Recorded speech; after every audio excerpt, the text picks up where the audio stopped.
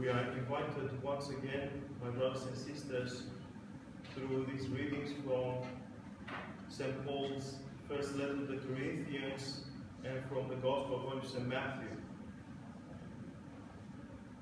to meditate upon the Christian way of life, the Christian lifestyle, and what is most characteristic for this lifestyle of ours.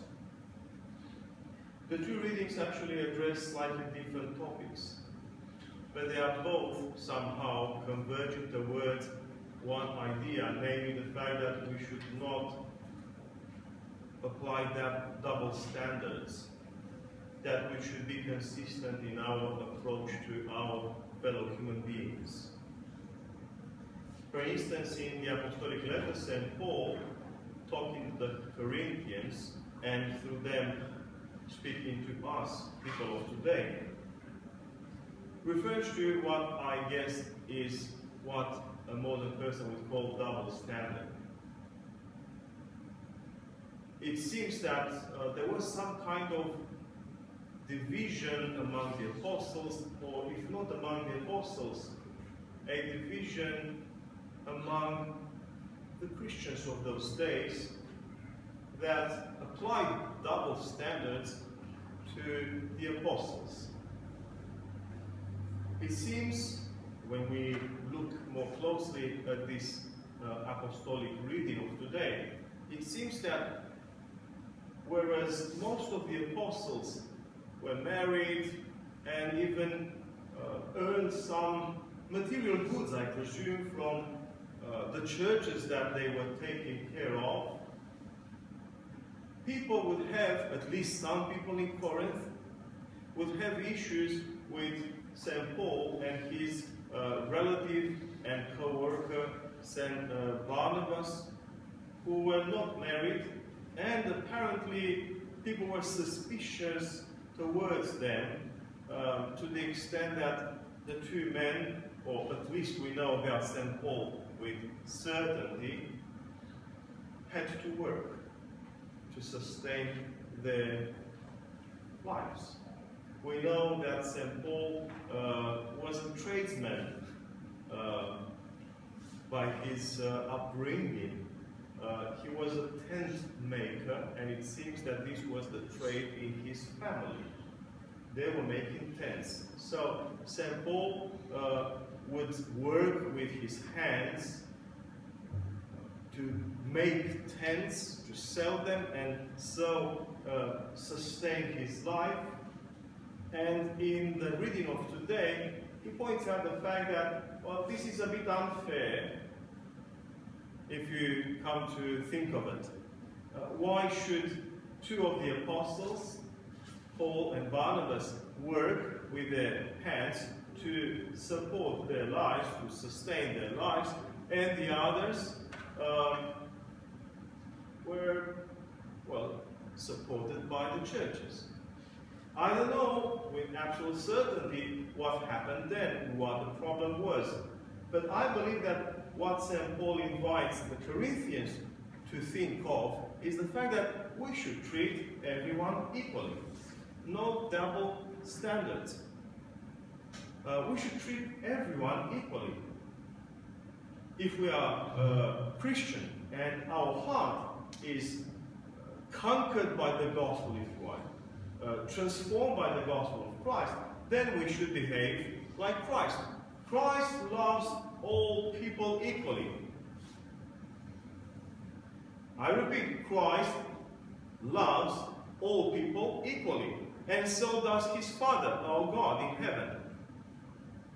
For instance, from the same Gospel according to St. Matthew, we see towards the beginning of the Gospel, specifically in chapter 5, it's part of the Sermon on the Mountain, the Lord Christ invited his disciple to be perfect as his Father in heaven, and the same words are referred to again in another Gospel by St. Luke, saying, "Be as merciful as your Father in heaven is." Christ himself loves all people equally. Does he not? He spends a lot of time in the company of people that no one of us would frequent, is it not? He was accused by his opponents, by the Pharisees and the grammarians and the so-called wise people of Israel. He was accused because he enjoyed the company of the so-called sinners and the harlots and the tax collectors, people that were marginalized by the Jews. What does that mean?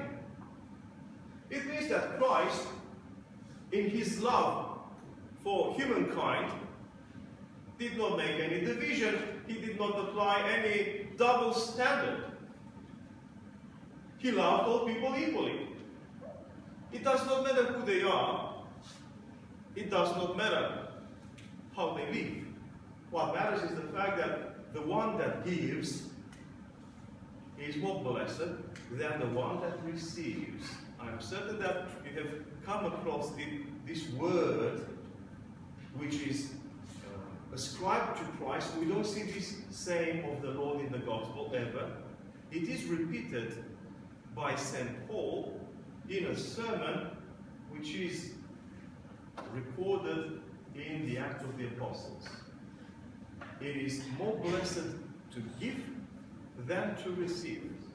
And Christ's heart is full of love for each and every one. My sisters and brothers, Christ's love doesn't know differences.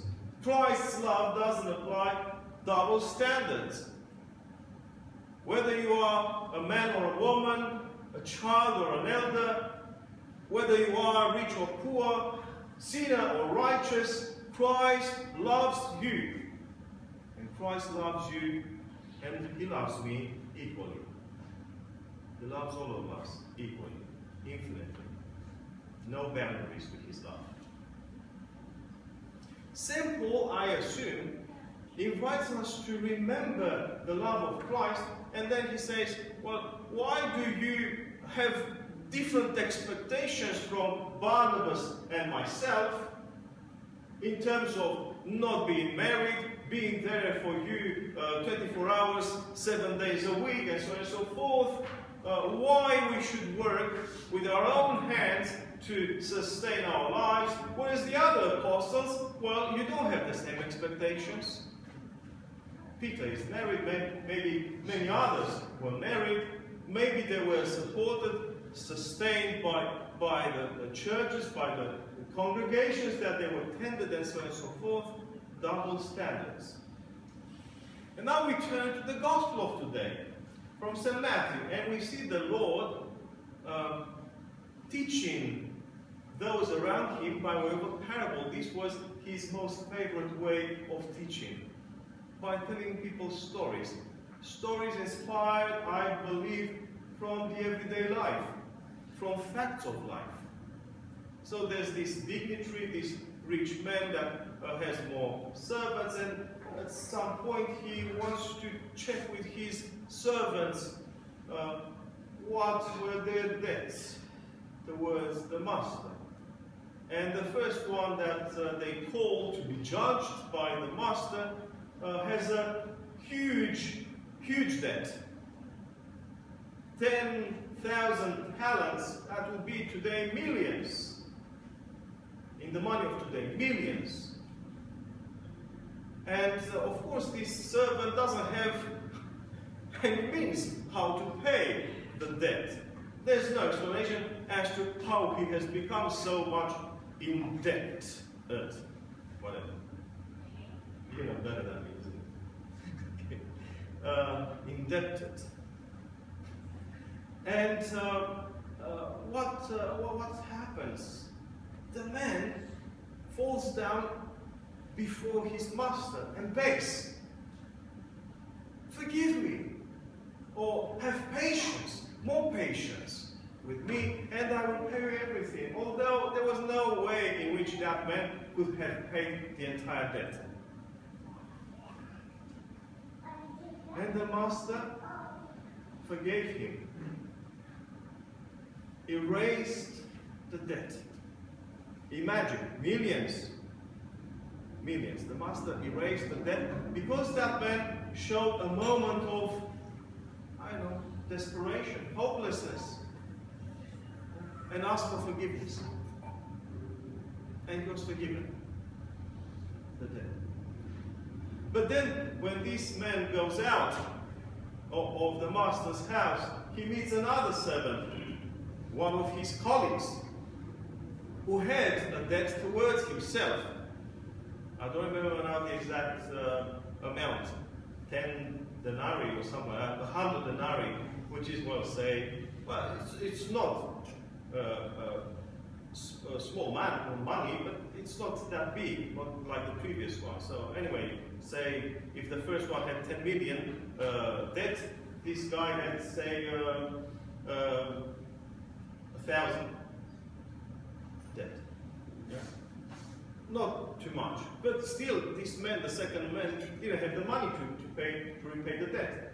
And he says almost the same words to his fellow servant that the first servant said to the father, to the master. Only the one that received forgiveness, the one whose debt was erased, did not show mercy to his fellow human being. And he threw that other servant into jail until, the Gospel says, until the debt will be paid. Christ ends this parable, this teaching, by reminding us a word that he said to his disciples when he taught them how to pray, the Our Father. If you remember from the Gospel of St. Matthew, I think it's chapter 6, where he teaches them the Our Father. At the end of the prayer, Christ makes a comment. If you will not forgive your neighbor, you will not be forgiven by the Father in heaven. Similar words appear here at the end of this parable. The measure that you apply to others, that measure will be applied to you, back to you. And I believe that, again, we have a matter of double standards here. Only in this case, discussed by Christ in this parable, it's not about apostles that are judged differently by the congregations, by the churches, by the Christians. In this case, it is a different kind of double standard. My selfish interests and the interests of my neighbor. When my interests are at stake, I will do everything. I will beg. I will ask for forgiveness. I will ask for patience so that I am forgiven, so that my master shows patience to me. But when another one comes to me to do the same, I'll uphold my interests. And I will not forgive that person, and I will apply the law, the letter of the law. This is the case in the gospel today, double standards. But in this case, it's the standard of selfishness. When one begs and prays and asks for forgiveness when that's his interest, but cannot show the same mercy to another one that does the same, asking for forgiveness, asking for patience. And I believe, my sisters and brothers, that through these readings today, we are given a very practical lesson for the everyday life. Christians should look at the Lord and learn from the Lord how to conduct their lives. Many say in our day and age, well, we need somehow to adapt to the circumstances of our society, of our culture, and do the same. Why? Do you want them to judge us for stupid or take us for fools because we do not know to uphold our interests? But I believe, my brothers and sisters, if we are truly Christian, we will learn from the Lord how to conduct our life. And to see to the needs of the brother or the sister, relative, friend, acquaintance or not, to see to the needs of our neighbor the way we see to our own needs. To apply one standard, that of the love of Christ, which conquers all, which builds everything, which creates, which gives life, which gives hope to each and every one. Glory to be to our Lord forever and ever.